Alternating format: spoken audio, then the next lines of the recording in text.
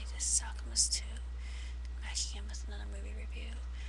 I went to see The Hunger Games today at the cinema, and to be honest, I wasn't sure what to expect, but I was absolutely mesmerized by the performances I saw, and I was surprised that Woody Harrelson was involved within the cast, but he was perfect as Haymitch. I mean, they couldn't have chosen a more snarky, wisecracking wiseacre who sort of is an iconoclastic character, and he acts as a catalyst, as do a lot of characters within the film itself. But there are some things that are not explained within the duration of the film. You would have had to have read the books to have it make any sense, but I didn't have any qualms whatsoever, except I had a small nag. Buttercup, the cat. Personally, I would have liked for Butter to have been a ginger tabby, but I have a thing for ginger tabbies. I just thought that Buttercup would be a more apropos name for such a cat. But, here's a person who names their cats strange, unusual, bizarre monikers anyway, so what do I know? I thought all of the characters were portrayed just exceptionally, and it was truly an extraordinary film. It is an allegory for many different aspects, especially of capitalism and greed, and just inhumanity versus the incarnation of humanity, which would be Katniss. There's also a multi-layered romance that is occurring between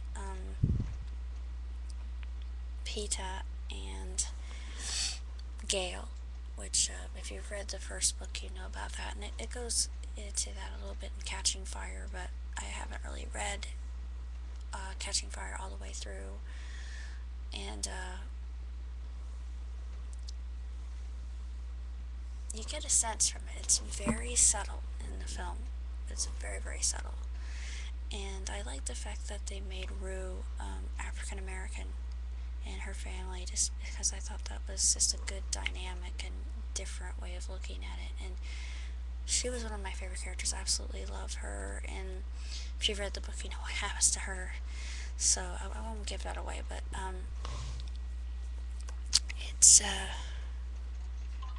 it's very tragic, and it just gives you a lot to think about. And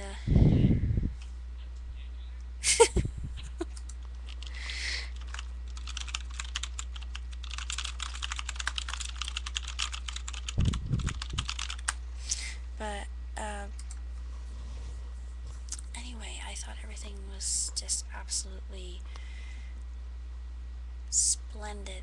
The costumes were just incredible. The way that the Capitol was modeled, or the arena, phenomenal. Truly just unreal, and it was just as I had pictured it in my mind's eye. And one of my favorite characters was Cinna, and they made him African American as well, which I thought was a good choice. And I absolutely adore Cinna because he's the type of character who makes Katniss realize that she has talent, and that she's important, and that she has so much that she doesn't really understand at this point in time. And he is an integral character in bolstering her confidence and giving her that encouragement that she needs. And she's going to need it when she goes into the arena. But there's so much that's going on within the film itself that it's food for thought, pardon the pun. But I just absolutely loved it. I just adored it, and I had to read the rest of Catching Fire to see what happens, as well as Mockingjay. And just thought that this was a wonderful allegorical, metaphorical film, and very profound on many levels, and just illustrating what could happen to society if it just focuses too much on greed and war for profit, and just competitive games for entertainment. It actually reminded me of what Romans used to do to Christians, and yeah, it was very reminiscent of that. And I thought, in many respects, are we the new Rome? And it gave me a little bit of unease to consider that question. And I thought to myself, God, I hope we're not. But if we are, this is a cautionary tale, just to say this is what could happen if you continue the dark road of commercialism and greed and entertainment for profit and not for educational purposes or enlightenment or for the good of human beings everywhere.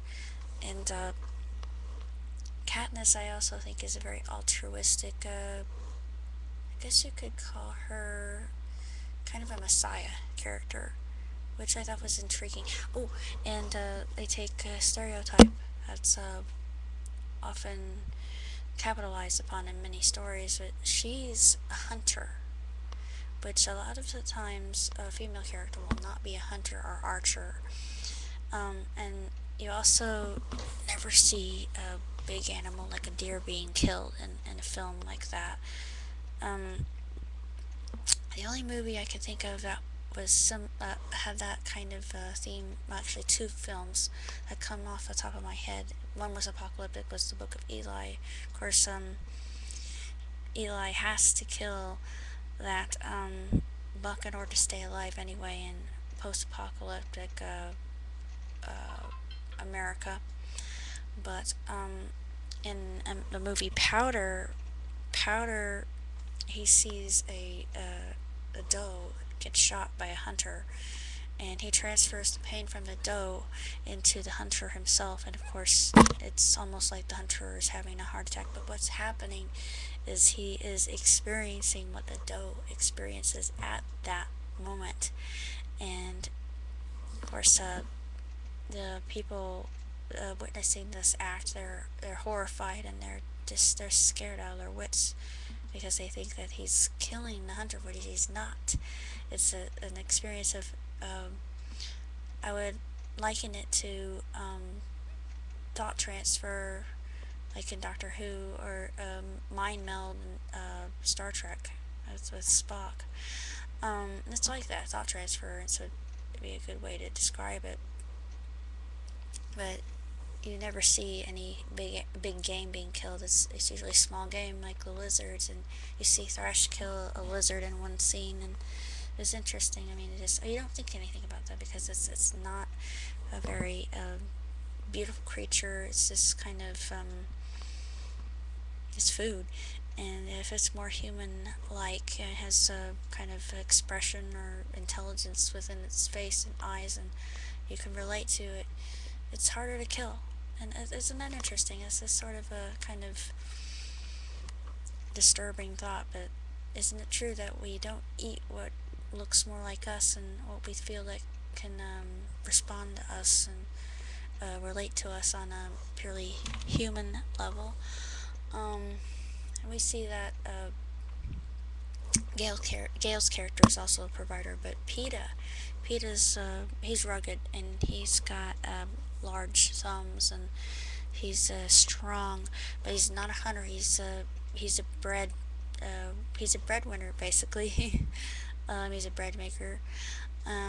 He does something that you would think that a male wouldn't want to bake, but he does. He also his he has a skill that comes in extremely handy later on, but I'm not going to say what it is because it's just very interesting. But he makes the most out of his ability, and that's the point. So it just you take the stereotypes that you're so used to seeing and turn them completely on their ear, and it's just really fabulous as far as films are concerned. And next to John Carter, I think this is the movie to see, and it's epic. It's truly wonderful, and I can't wait to read the rest of the trilogy. And I'm excited to do so to see how it ends because I just can't put it down. But if you're a fan of the trilogy, and if uh, you just are curious as to what this whole phenomenon is about, then go see it because it's certainly a movie that will make you think and just give you something to talk about as far as our society is concerned. And I think there should be more films like this that tackle topics that are maybe a little bit controversial. But it's just like I said in my former reviews. We have the ability to change our future, and what we believe we can make manifest. And for those of you who have open minds and imaginations, just like the Suzanne Collins, who wrote this wonderful, just marvelous, tragically beautiful apocalyptic tale with all of its different aspects of humanity in its fullness. It's truly incredible and inspirational, I think, and all of our fans are going to just eat this up. Pardon the pun again. Why am I using so many puns about eating and hunger? I don't know. Um, uh, I think that you'll truly enjoy it, and if you're going to see a movie this weekend, it's going to be The Hunger Games. Pardon me. But I definitely recommend it, and I give it 2 thumbs way, way up because I think it's the best movie of the year so far, besides John Carter. Go see it.